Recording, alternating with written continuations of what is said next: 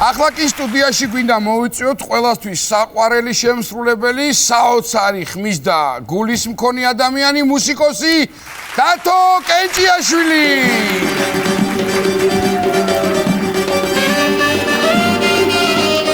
კეთილი იყო შენი ფეხი, ჩემო.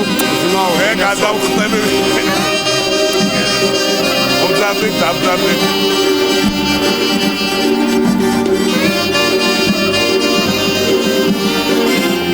კარგი ხარ?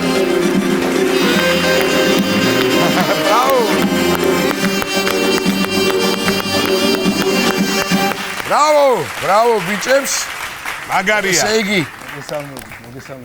მოგესალმებით, დიდი სიყვარული. ჩემო დავით, ისეთი გავარდნილია ეს სიმღერა სოციალურ სივრცეში, ინტერნეტ სივრცეში, უпростоრად რომ სხვა ვერ ვთხოვეთ სხვა ისეთი რამე და ინსტრუმენტება თვითონ დაუკრეს მე მგონი, ხო?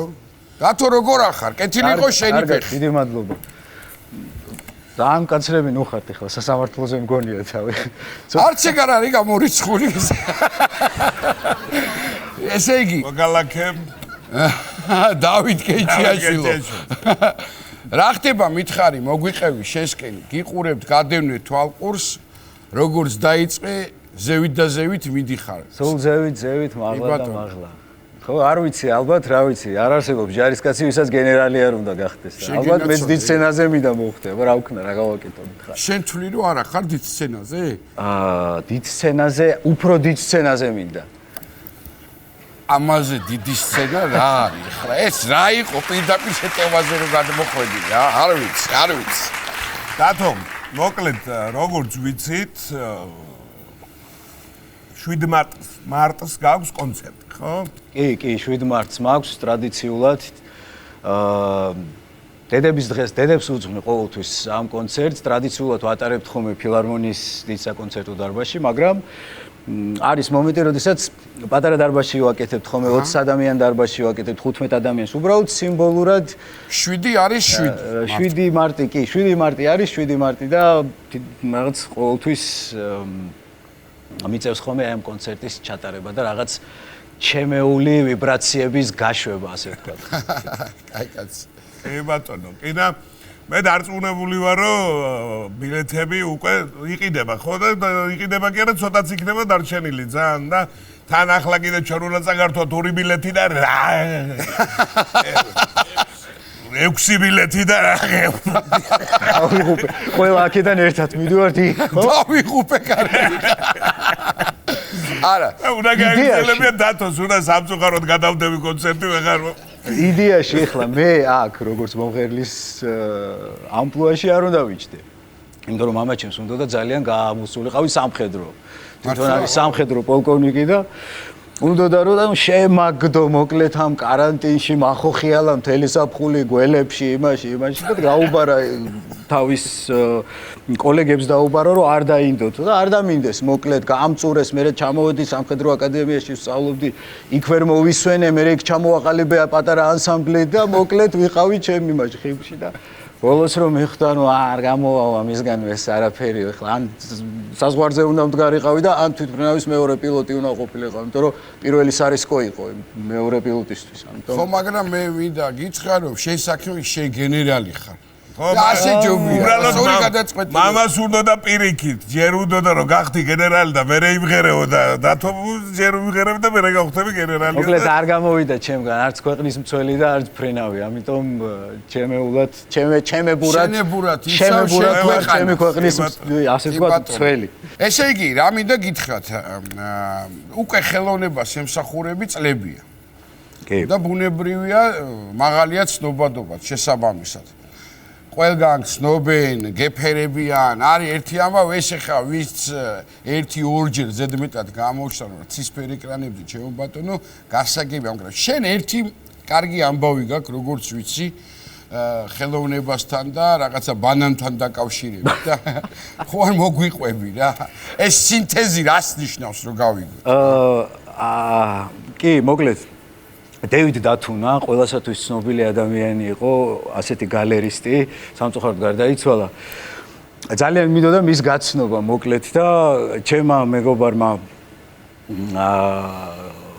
წამიყვანა მოკლედ მის გასაცნობად და ამასთან ერთად დევიდ დათუნას ნათესავებიც იყვნენ ჩამოსული და დევიდ დათუნა თუ არ იცის ვინმე ეს იყო ის ადამიანი ცნობილი გალერისტის ბანანი რომ შეჭამა კედელზე მიწებებული მოკლედ და ნუ ჩემთვის მხოლოდ მაგ ბანანით არ იყო ცნობილი ძალიან ბევრი ცნობილი ამბავი უკავშირდება მაგ ადამიანს ამიტომ ველოდებოდით მოკლედ დათუნას და დათუნა 10 წელი არ იყო თბილისში ჩამოსული და მთელი სანათესავებისთვის ხო ნუ ჩამოვიდა მოკლედ და ეს ხალხი დაიზრა რომ დათუნა მოვიდა და ამ დათუნას ჩაუარეს გვერდი და შევრჩიმე ხელს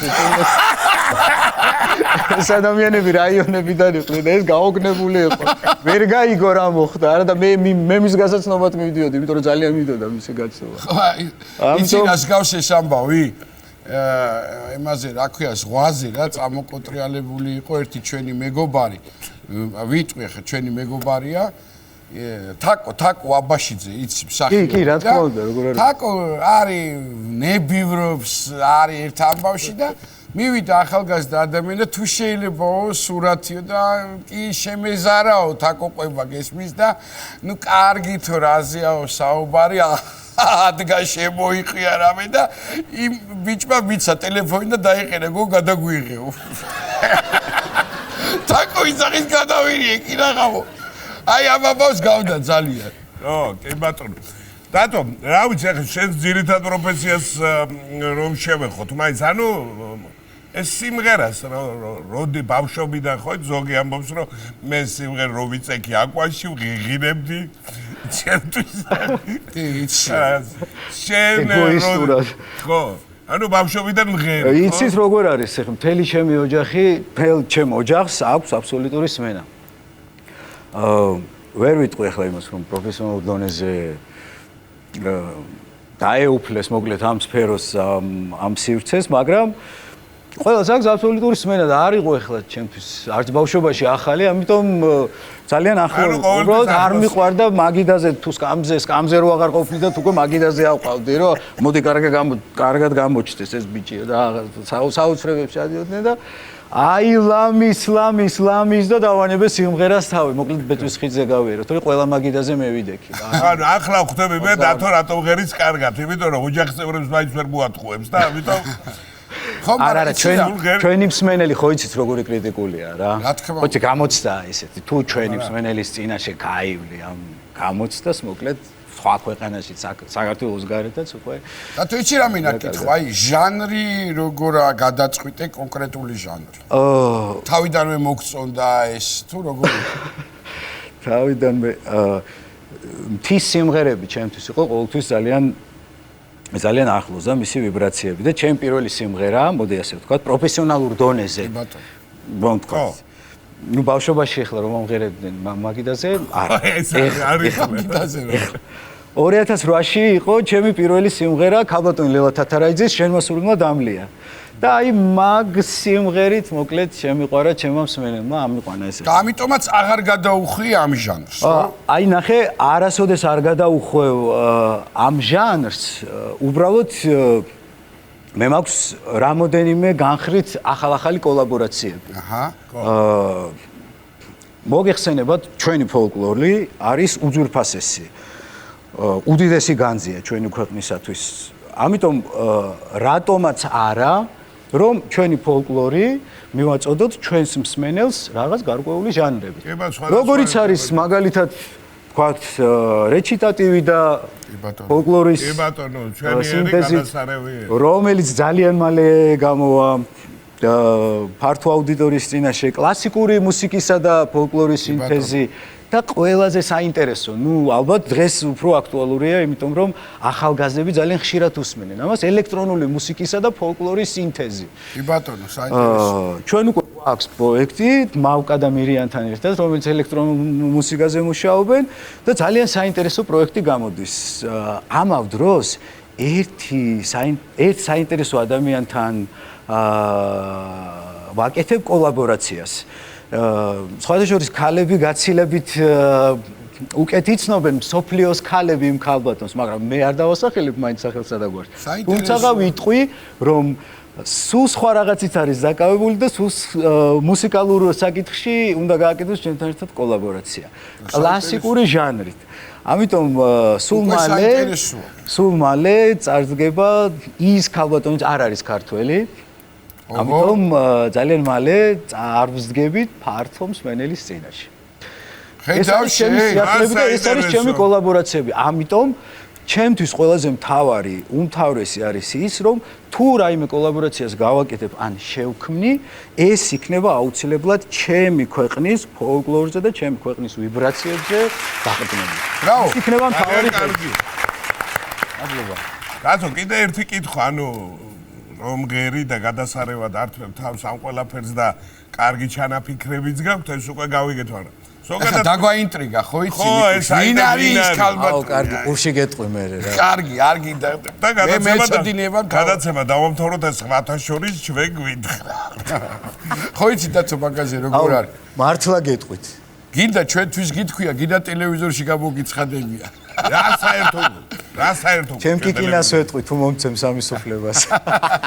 აი ხედავ ექსკლუზივს მე მგონი რომ ექსკლუზივი. ჩემ პროდიუსერთან არ თანხმებ ამ. პროდიუსერს აკავებს იქით 3 ადამიანი, თქვენ ვერ ხედავთ ამას ძირფასო ტელემაყურებლებო, მაგრამ რატო ესე იგი ხო ის მინდოდა მეთქი მეკითხა რახან პროფესიონალური მუსიკოსი ხარ, მუსიკალური განათლება თუ გაქვს და სწავლობდი მუსიკალურში თუ ჩემსავით ინჟინერ პოლიგრაფისტი ხარ?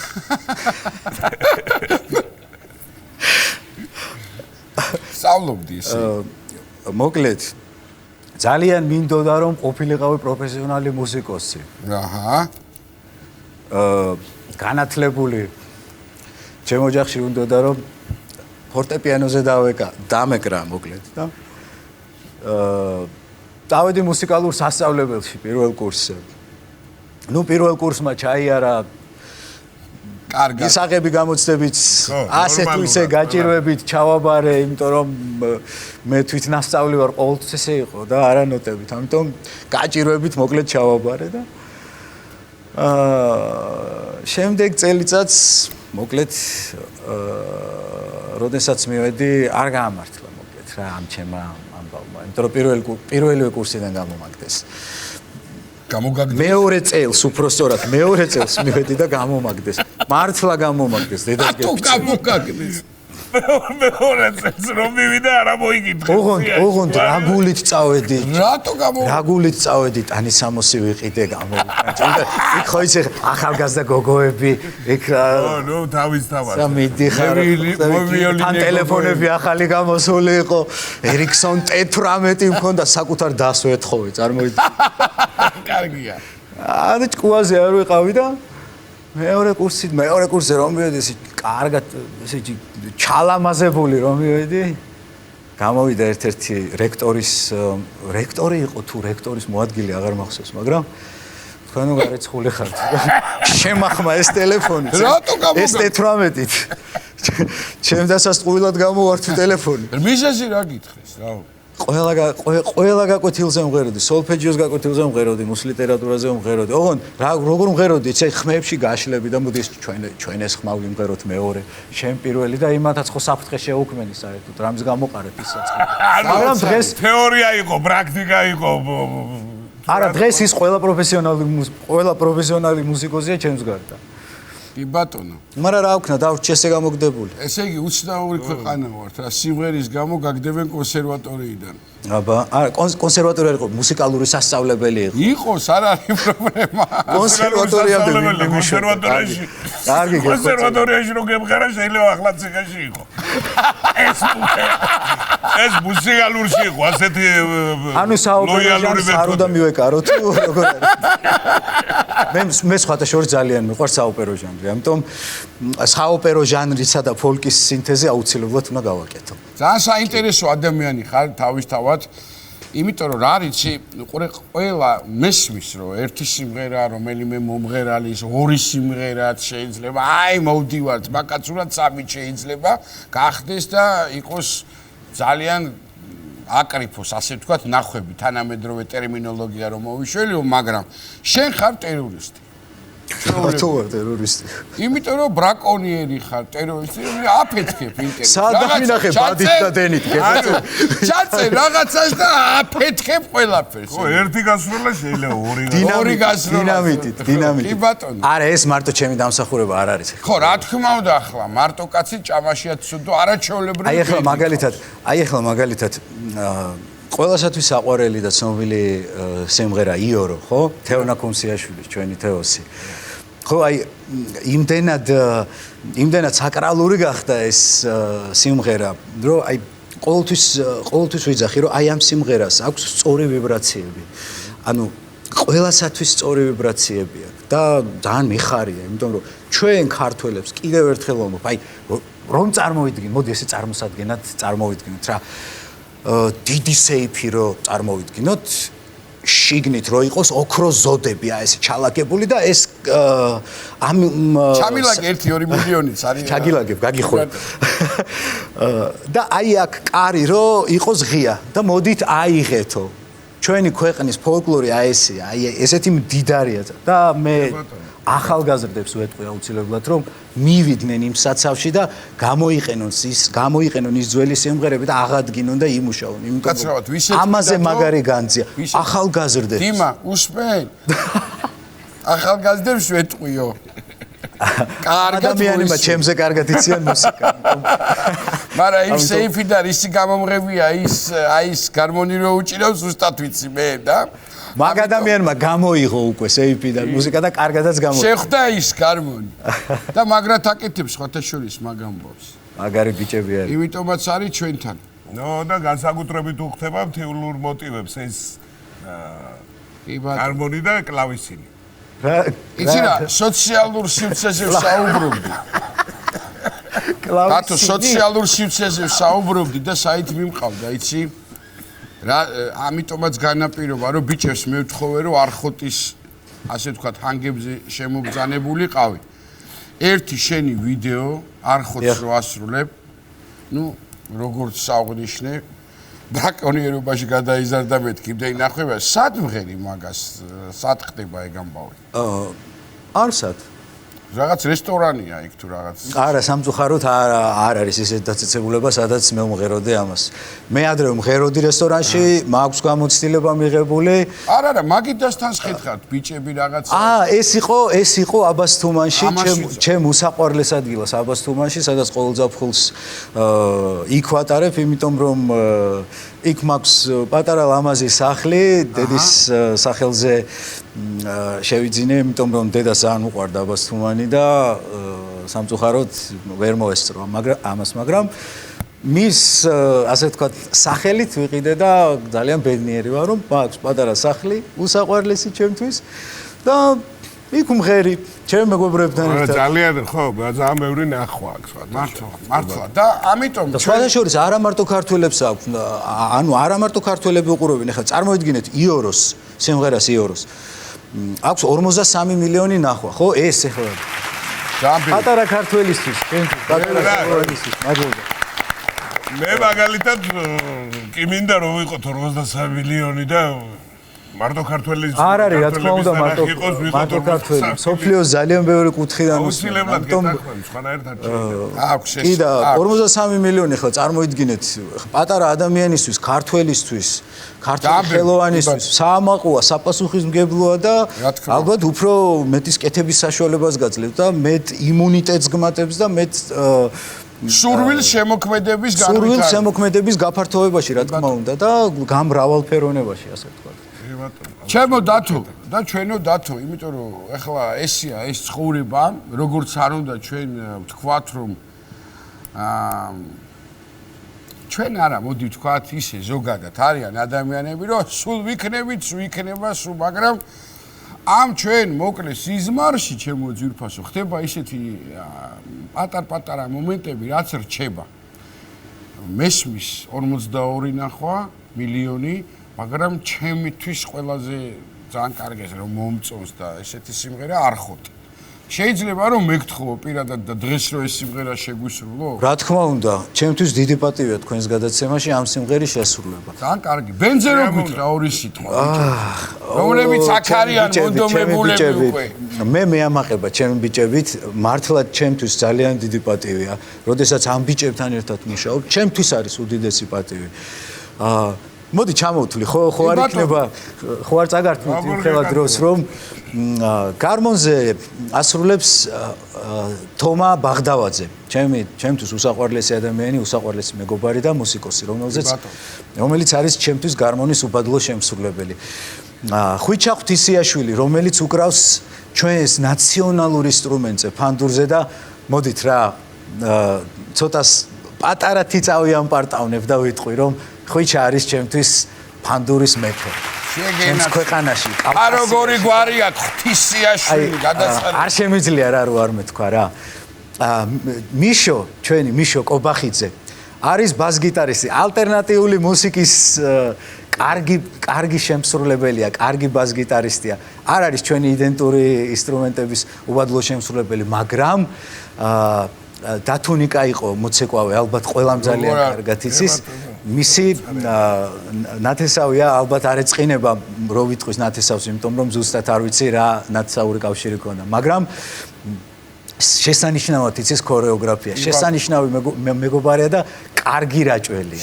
რაც ყველაზე მთავარია. გარდა ამისა, ჩვენ კიდევ ბევრი ყავს მუსიკოსები, როგორც არის ლევან ოძელაშვილი, მამუკა გრიგალაშვილი, დავით თინიკაშვილი კლავიშზე, ანუ ბევრი ინსტრუმენტი. იერონ, ამინ. რატო ისე კარგად საუბრობს, თავის ბენდზე და ისე კარგად ჩამოაყალიბა. თუ ორი უმორისტი ხო არ გინდა ბენდში, რომ დაიბადა. ხო, შენი კონცერტები რო გავხსნათ ხოლმე, მაგალითად.